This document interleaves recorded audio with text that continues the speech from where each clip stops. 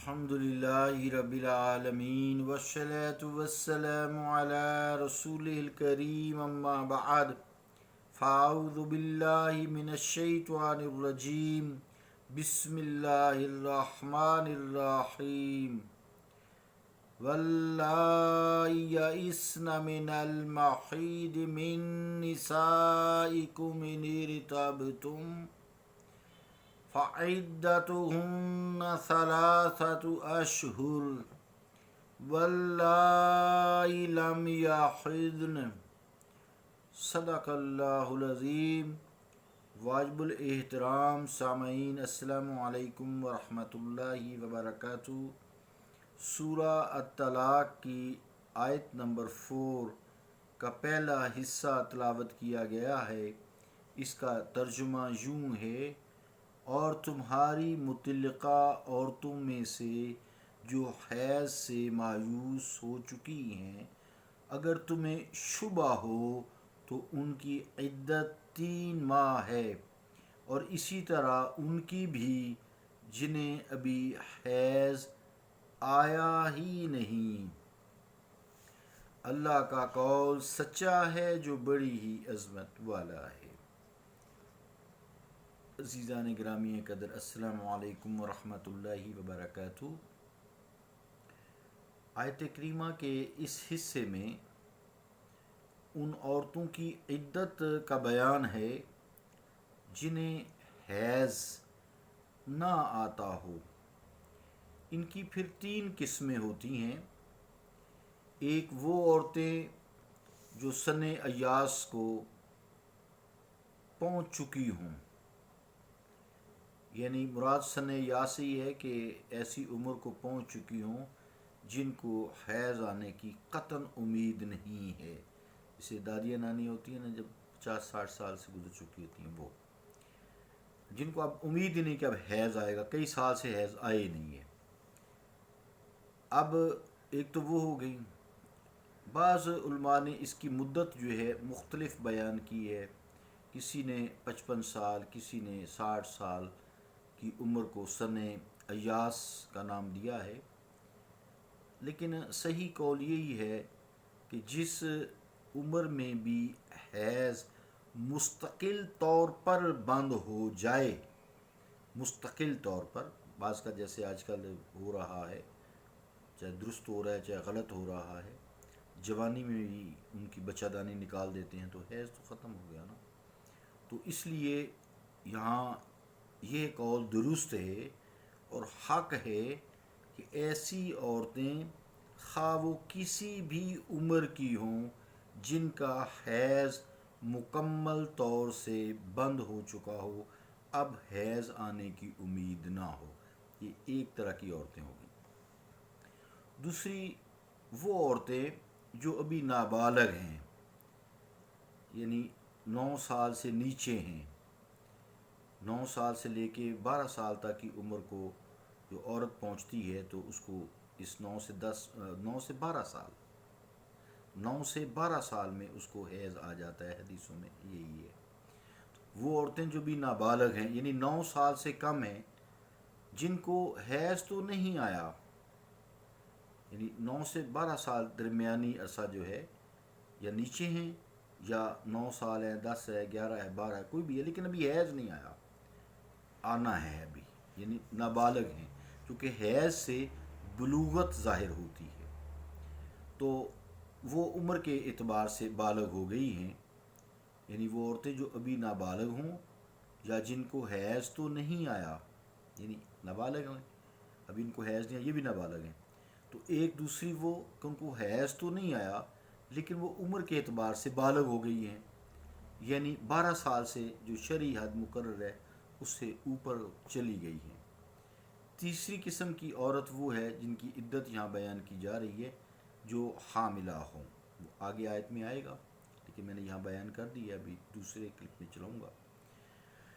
اب جو پہلی 2 قسمیں ہیں جو سن ایاس کو پہنچ گئی ہیں، وہ اور دوسری جن کو بھی حیض نہیں آیا، ان کی عدت 3 ماہ ہے، یعنی 3 حیض ہے۔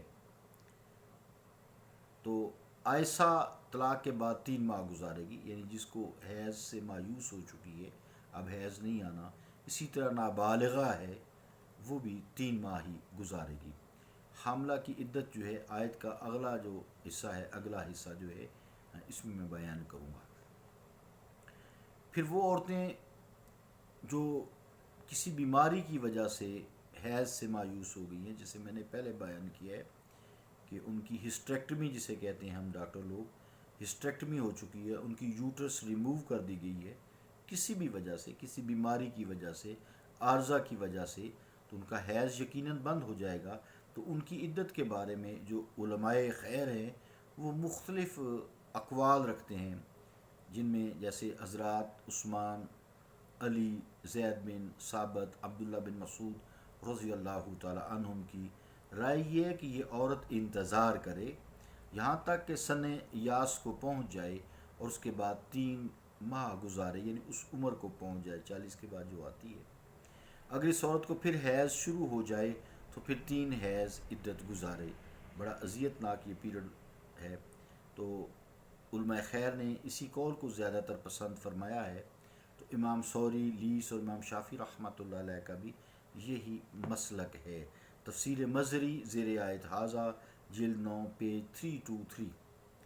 عزیزان گرامی قدر، سیدنا عمر فاروق رضی اللہ تعالیٰ عنہ فرماتے ہیں کہ وہ عورت 9 ماہ تک انتظار کرے، اگر اس دوران اسے حیض نہ آئے تو 3 ماہ عدت گزارے، یعنی 9 ماہ کہ حیض آتا ہے یا نہیں آتا۔